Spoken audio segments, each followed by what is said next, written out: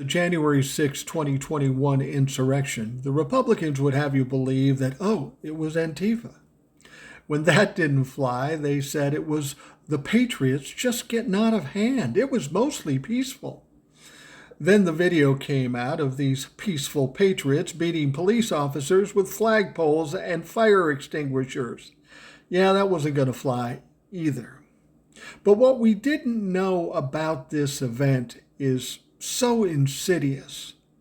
It's that every part of the Republican Party and those things controlled by the Republican Party at the time were involved in this attempt to overturn an election and overthrow our government.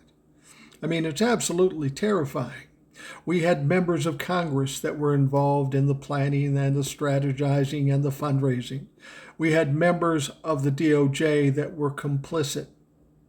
We had a Supreme Court justice's wife who was involved in strategizing and fundraising.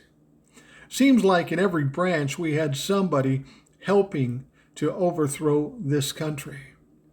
But now we find out there's something even more terrifying.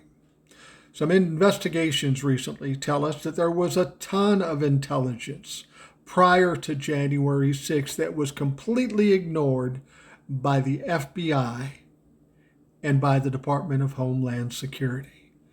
Well, why would that be? Well, let me explain.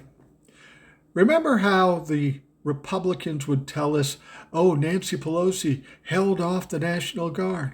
That's not true. Nancy Pelosi had nothing to do with the National Guard.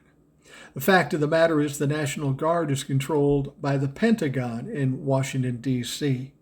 On that day by a particular man who happened to be Michael Flynn's brother and was in direct contact with Donald Trump. It was Donald Trump that held off that National Guard troop for about 3 hours, letting the crazy dumb fucks do what they will.